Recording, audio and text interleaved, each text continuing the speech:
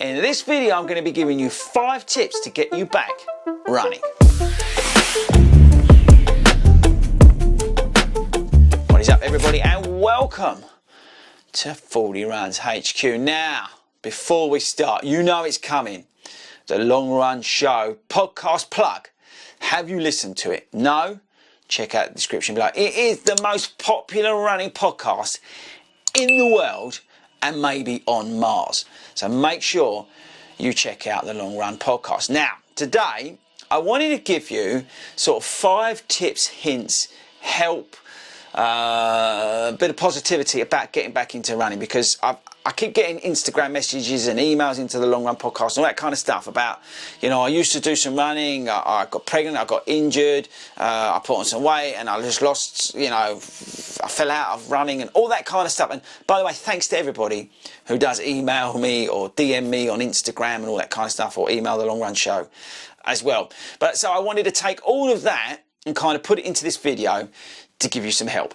Right, so if you didn't know, I am a qualified running and athletics coach. So some of the stuff I'm going to talk about today is stuff and tips and hints that I tell my own clients, right, or new clients that I get. So, you know, I am coming at this with a degree of knowledge, I would say. It may surprise some of you, but I think the most important thing, you know, to think about when getting back into running is the why. Why are you running? Is it to lose weight? Is it because for your mental health? Whatever the reason, don't ever lose sight of the why. Now, the first tip I'm going to give you is to almost forget how you were as a runner before. You think, what's he going on about? Because what I've found is, for example, someone like Russell, who sort of, you know, lost his way a little bit with running because he moved, right? And he moved to a totally new location. He didn't know where he was going, what to do, and life got in the way, right? But he's finally got back in the saddle again. But the biggest thing that I told him is to forget what you used to do, right? Now, Russell runs a 3:30 marathon, right? So, you know, I would say he's pretty handy when it comes to running. And he used to do a lot of miles. Even, you know, Mrs. Fordy used to say, oh, you know, I always used to see Russell up and down the high street with his 40 runs out on. And it's really hard when you're coming back into running, being, you know, knowing what you've done in the past, knowing what you used to do, what sort of mileage you used to do and the times you used to run. You kind of keep harking on about that and thinking about getting back to that level. But you need to forget that, right? Hit the reset button and just start again. Okay, next one. Build a habit. Get consistent. Yeah, it's the biggest tip I give all my runners, is to get consistency. Consistency is key to running. And it doesn't matter if you're doing Couch to 5K or you're training for a sub 4-hour marathon. Consistency is key in running. And if you can build a habit, and what do you mean by that? So, you know, get your frequencies established in your week. Build your patterns in your week. So on a Monday, Wednesday and Friday, you're going out and you're doing your runs, and you're doing, maybe on a Sunday, you do your long run. But building that frequency and consistency, you'll create a habit of running. And your brain won't be saying, oh, let's just stay in and eat chocolate. It'll be like, oh, it's run day, let's go out and do it. Next up, get a training plan. Yeah, get a qualified person to write you a training plan. What do you mean? What's he going on about? Because if you get a tailored plan that's built around you as a human being, what you used to do, what you're now able to do, and all that kind of stuff, they can tailor it. A good coach, you know, I'm not just saying this because obviously this is what we do, but if you can get somebody who understands you as a human being and then understands what you were as a runner, and then they can put the two together and marry up a plan that will work a process and obviously build that habit like we just said and get you back to a point where you want to be. But it's very difficult if you just, you know, it's not difficult actually. If you go and get a plan off the shelf, it will do okay, it will do you fine, and as long as you can adapt that, that's what I was trying to get at. But if you can get somebody, it's worth, you know, the 30 quid, 40 quid, 50 quid, I don't know, whatever people charge in terms of, I should know what we charge, but yeah, to get you a tailored plan that can actually give you a strategy over, you know, whether it's 8 weeks, 20 weeks, whatever your goals are, then that will give you some real confidence and real motivation and also some accountability. Next tip, cross-train. Yeah, cross-training. As you're getting your aerobic fitness back, you need to be looking at the whole package, people. So you need to make sure that you're adding cross-training in, strength training, you know, conditioning work, Low impact cardiovascular work. You know, swimming is a great thing. I've said about it a million times. Swimming, yoga, Pilates, cycling, walking, all this sort of stuff. You know, you add that all in, you know, maybe a 30-minute HIIT session once a week. You add that all into your week of, you know, training. You're going to be coming back so much stronger, and your acceleration at getting back in terms of your fitness will really accelerate. Yeah, so think about your cross training. What could you add into your week to the running? Because running alone, yeah, running on its own is awesome, but running alone won't necessarily get you where you want to be as fast as you want to be. So if you can add in some form of cross training, that will make a huge difference. Now, before we carry on, have you checked out our marathon training essentials pack? Go on over to FORDYRUNS.com/coaching. Now, if you're training for a marathon, check this out, right? Because we've got, in our marathon essentials pack, we've got a pre-plan before the training plan. You've then got a 16-week plan. You've got a 30-minute HIIT session. You've got nutrition tips, hydration tips, and just running tips in general. So check that out. You can go over to, say, FORDYRUNS.com/coaching and check that out, because that may be of some use to you. Okay, so mileage is the next one. What's he going on about?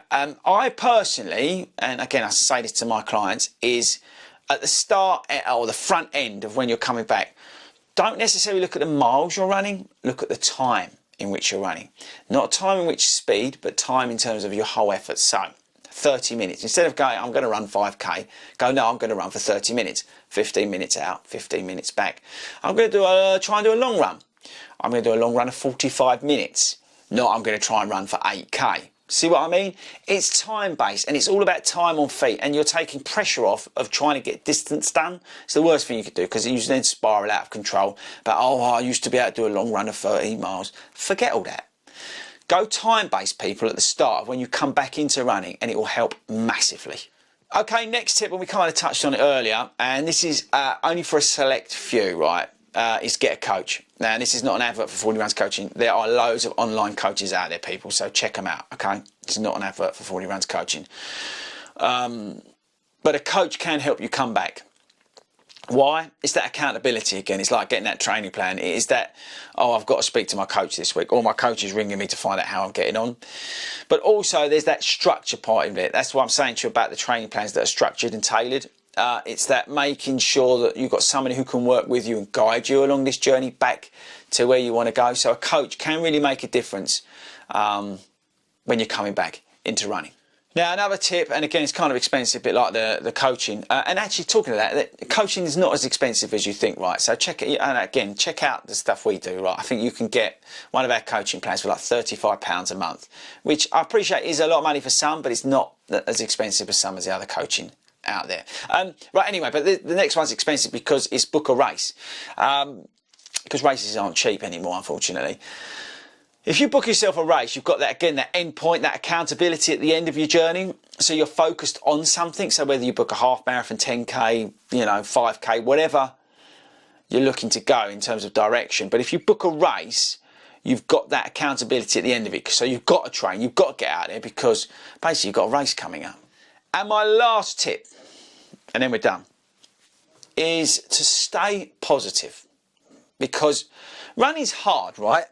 People forget how hard running is. Running's hard as a physical activity. Running's hard, but it's also hard as a mental activity, because you get all those doubts, you get all those, mid-run blues and all that sort of stuff. Because we as human beings, we're funny old things, and I want you to stay positive, because as you come back into running, there's going to be points where it's hard, where you come to that point. The first couple of weeks they're really awesome because you're back out and you're running, it's feeling great, and then your muscles start catching up with you, and everything starts aching. You probably might get runner's knee or whatever, but everything starts catching up with you, and there's that mental fatigue around it. But I want you to stay positive in that period, because you're now on a journey back to where you used to be and getting back to what you used to do.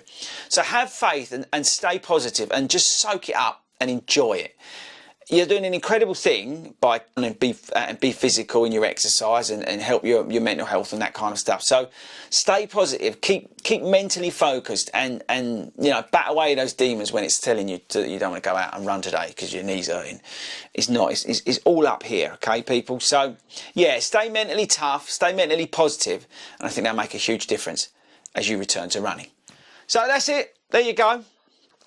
Funny old video. But it's because you guys, I say, thanks ever so much to everybody who emails, messages and all that kind of stuff. So I thought it was about time we put a video together on this one. And not do it outside with the usual noises of me running up and down the river and the wind and things like that I do in the studio, to give you those points, because I think it's really, really important. If you're looking to come back into running, it can be daunting, especially if you've got the pressure of, you know, you used to run to a certain level that you was quite proud of. You know, you do have those doubts in your mind, and it can affect you. So there we go. Right, okay, let me know in the comments, was this video useful? Well done for sticking around to the end. Good luck with your running. Make sure you join the 40 Runs running community on Facebook. Join the 40 Runs running club. We are an England Athletics affiliated club, so make sure you join that as well. And I'll catch you guys later.